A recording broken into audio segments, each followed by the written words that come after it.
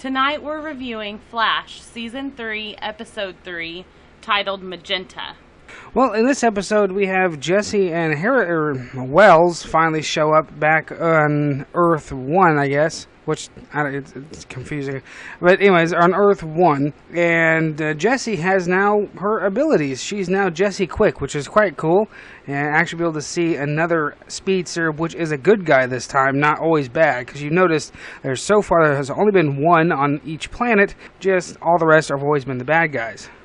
We also see that the timeline in Jesse and Wells's time on their Earth has not been altered by Barry going back and trying to save his mom in the Flashpoint. I'm really excited to see another speedster that is good. I'm really excited that Jesse got her powers. It was a really interesting story on how she got her powers. She had to save herself from an oncoming car, and that's how she got her powers. That's how she sped up the time to get those powers.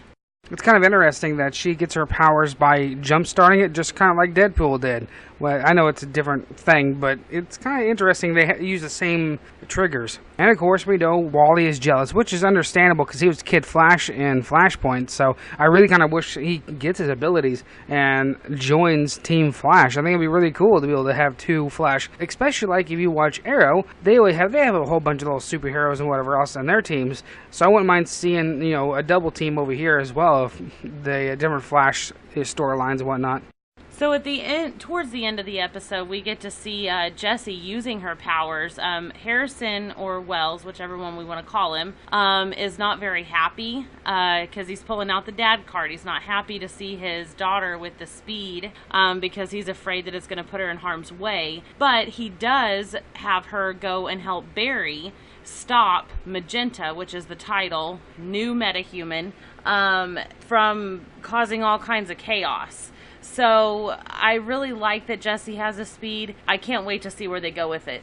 Now, later in the episode, of course, we find out that Magenta is saying that she had dreams and she was hearing voices just like we've seen the other guy with. And, of course, Wally, early in this episode, was also talking that way as well. So I believe he is actually starting to bleed over into the Flashpoint reality. So maybe I'm kind of interested to see what he does. Does he go over to freaking Alchemist and see how to get his powers kind of thing, or if he does that, will he be freaking Alchemist's little puppet? So now on to Magenta. Magenta is very, very powerful. She's able to move huge objects with her mind, almost like Jean Grey off the X-Men.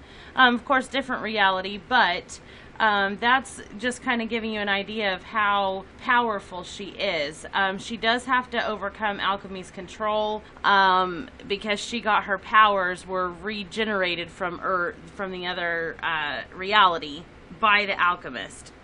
Magenta's storyline is remarkably similar to Jean Grey and the Phoenix in the movie reality, not in the actual cartoon, of course, because that's something different. But in the actual movie, they're almost pretty close, exactly the same, where they had alternate personalities. But the main part of this whole entire story is actually her trying to get back at her abusive stepfather kind of thing.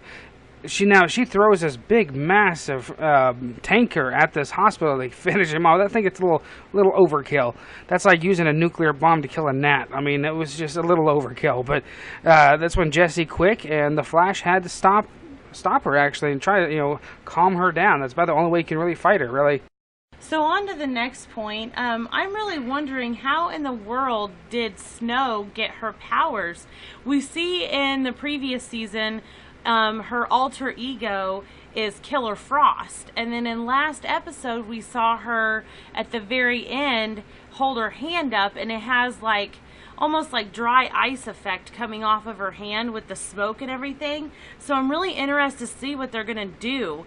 She does try to talk to Jesse for Harrison. Of course, Jesse gets mad. And she tries to say, believe me, I know how you're feeling, without really coming out and saying that she thinks that she's a metahuman, because nobody knows yet. Now, this is going to be my final thoughts. Now, remember when Cisco Ferry first got his abilities? He wouldn't tell anybody. He was terrified of what he could do and whatever else. So that's theoretically, maybe she received her abilities after the explosion that created Jessie Quick, which at that point gave her her abilities, and she's just terrified. She has no idea what to do. Maybe she's just afraid of what she will happen, what she'll actually turn into, kind of thing.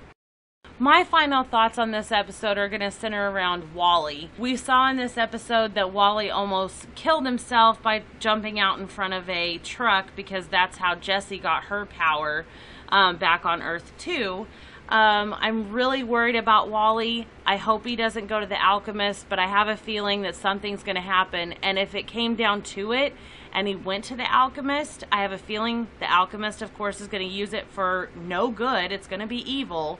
And then we're going to see something with Flash and Wally, and it's not going to be pretty because Joe's going to have to pick a side. Well, if you guys like it, hit the like button, hit the subscribe button, leave those comments and theories. We definitely like reading them. So what we'll do, guys, we'll catch you guys next time.